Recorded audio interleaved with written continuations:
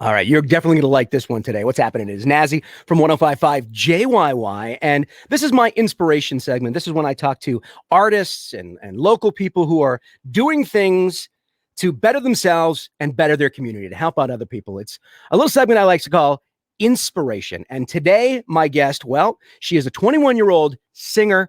And here, let me play her video for you first, and then bring her in the room.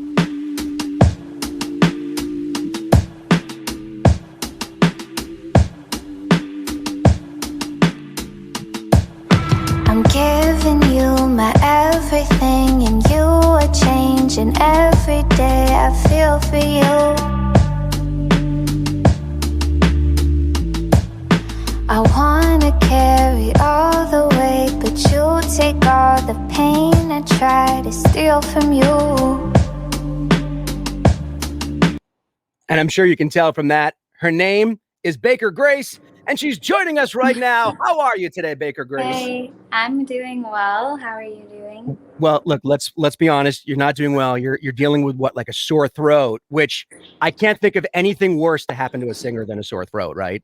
I don't know what it is wrong with me, but it's really hard to get better because I just sing without even thinking about it. So it's really hard to recover from a sore throat and force yourself not to sing. All right, I'm going to play Dr. Nazi here for a minute. How long have you had the symptoms, Baker?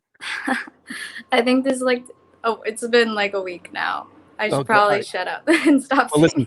Listen, yeah, no, let's stay isolated. I'm sure you're going to be just fine. That's fine. And like I said, for a singer to have a sore throat, I mean, that's the worst thing, because that's your instrument, right? So Yeah. how do you, when you're singing, how do you push through and get through the performance when you're not feeling well?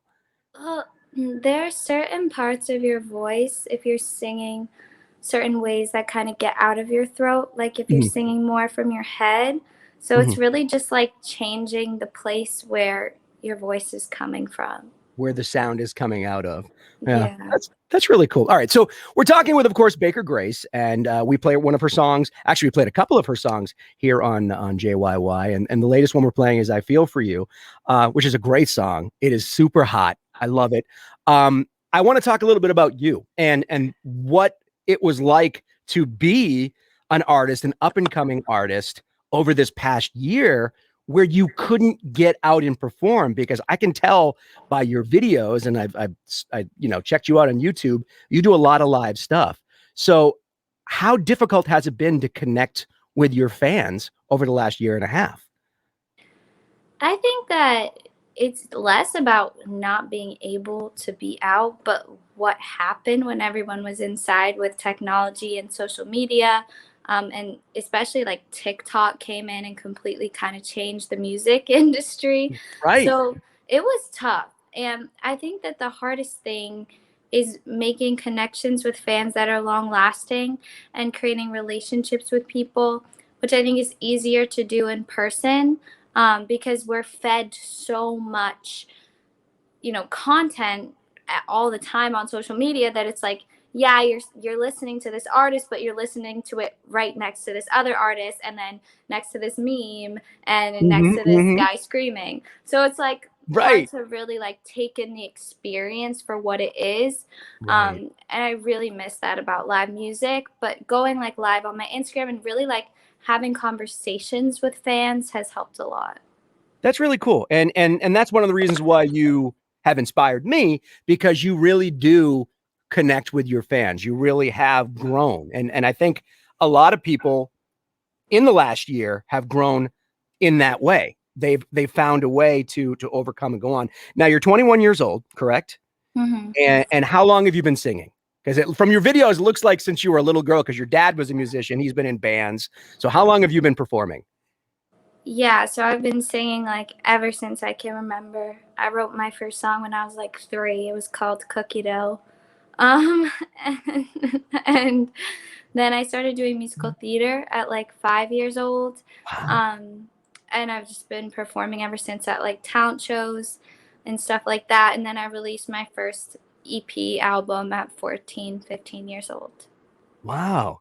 So the only thing left to do now is to, do a duet with Taylor Swift or Olivia Rodrigo or somebody like that, and then get the Grammy, right? Is that what's in the future for you, Baker?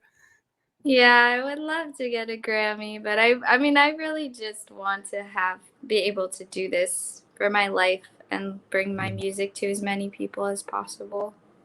Now, let me ask you this: you write and sing your own songs. There are two schools of thought on that. There are those that get the melody first, and then the lyrics come later, and then there are those that have the lyrics, and then they have to figure out the melody. Which school are you in? A lot of times they come at the same time. Like I'll just Really? start singing. Mm. Yeah. And sometimes it's like really how I write is like I'll start playing an instrument or hear a track or something and I'll just start singing over it. And then Mhm. whatever I sang, I kind of just figure it out as I go along. So it's like a really natural process and it all kind of happens at once. Right. Um like I have a very like I like to be doing multiple things at the same time. So it's like a little bit of lyric editing, then a little bit of melody editing, and it all kind of like comes together. So you do it all. I try, yes. Does your dad help you out? Because I know your dad was a drummer. What else? Your dad is, I mean, he's pretty much done it all too. Does he help you at all with any of this? um, he doesn't. We don't really write together as much anymore. Like we did when I was younger. We used to write together all the time. But he helps if I like am going to produce out a track. He'll help Right. me with that. And Right. like he's always the first person I go to for advice. Still, like, oh, Dad, look, I just wrote a song. Is it good? Like, And is he so he honest? is. Is he like, Oh no, that's yeah, that's horrible. That's no, horrible. he he doesn't say it's horrible. I mean, I hope it's never that actually Right. Right. horrible. Mhm. But he'll be like, "Oh yeah, that's good," or he'll be like, "Oh, you have to go down to the studio and record that," and that's when I know it's like really good, you know? That's really cool that your dad is your biggest fan. I Yeah. mean, that he started you on this journey, and who knows where it's going to take you. You know, I mean, that's what a great gift. I love that. I want to talk a little bit about your social media because not only are you a singer and a writer, but you're also a fashionista. You're an influencer. You're all over social media. Talk a little bit about that. The pressure it is to always put content out that your fans are going to find interesting, that's going to get you the likes, that's going to get you the more follows. How difficult is that?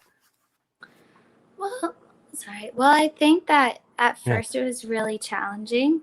because I was looking at it the wrong way. It's like, oh, I always need to please people. I need to do something so good that it's going to entertain people or get people's attention. And that Right. was a really toxic way of thinking. Yeah. Especially because I do deal with depression and anxiety. I go through a lot of ups and downs. So when I'm down, like I don't really feel like I have that much to give.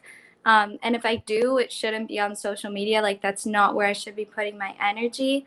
Um, but just all, I think it's like remembering that it's more about creating relationships with people, and not just about me. And so, like, in times when I'm feeling down or I feel like I don't have anything to give, I kind of switch my focus to asking people what they want, like, how are you guys doing today? Because I'm not doing well. Like, what are your stories? Like, what's gonna, like, just like engaging instead of being like me. It's like switching the focus to the people who are listening and like giving back to them really helps me in those times. Yeah, I mean, think about it. You're all in a therapy session together. You know what I mean? And you're kind of all, your music is helping them, and then in turn they're helping you when you're down. I mean, that's a community. You know what I mean? Yeah, it is. And I think like people really need that kind of community, that kind Yeah. of connection right now because there's so much fake stuff out there. Oh, don't even get me going. And you're right.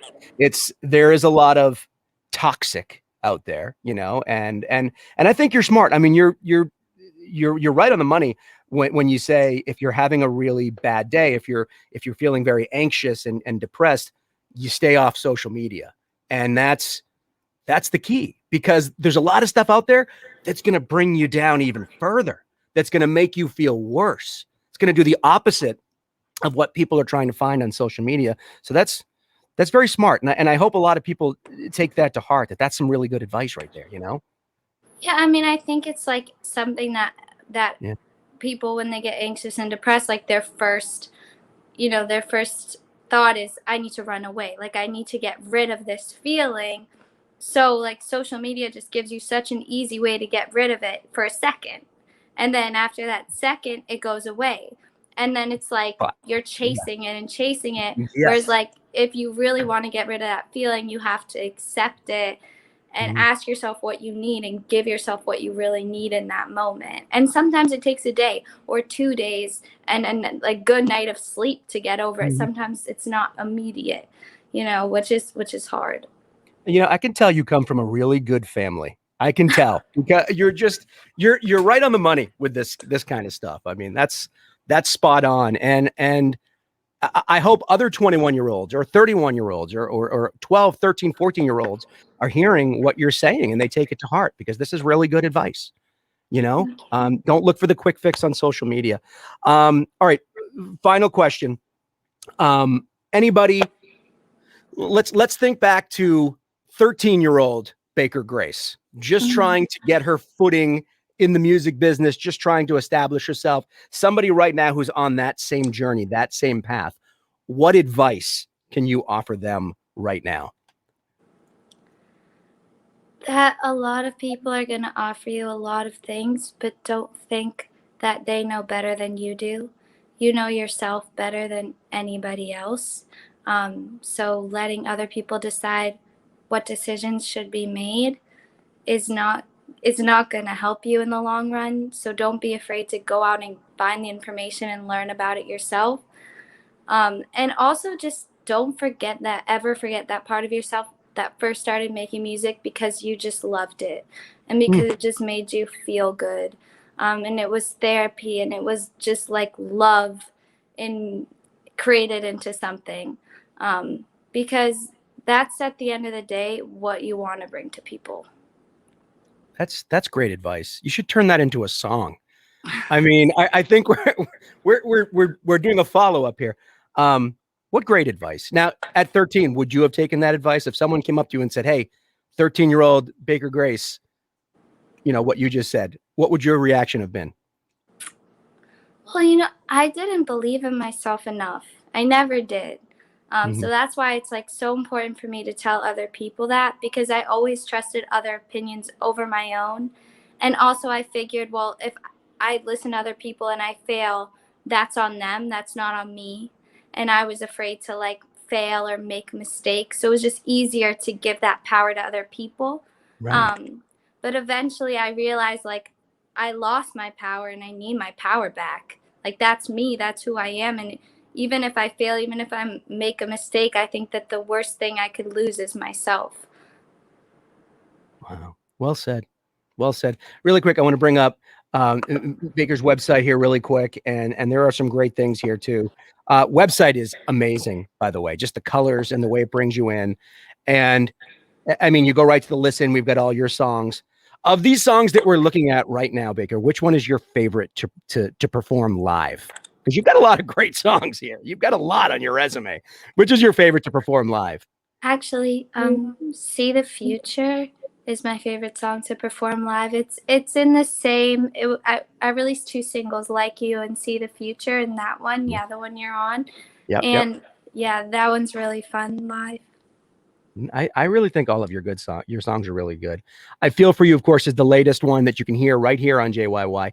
And then what's great is you've got your current performances last couple of years, and then you and your dad, Pops, some performances growing up, just singing by the piano in the living room. I mean, how beautiful and enduring is that? That's just such a great video, and I encourage everybody to check it out. Bakergrace.com is the website. If somebody wants to reach out with you, if they have questions, how do they get in touch with you? Yeah, please message me. I respond to everybody on Facebook, Instagram, Twitter at Baker Grace Music.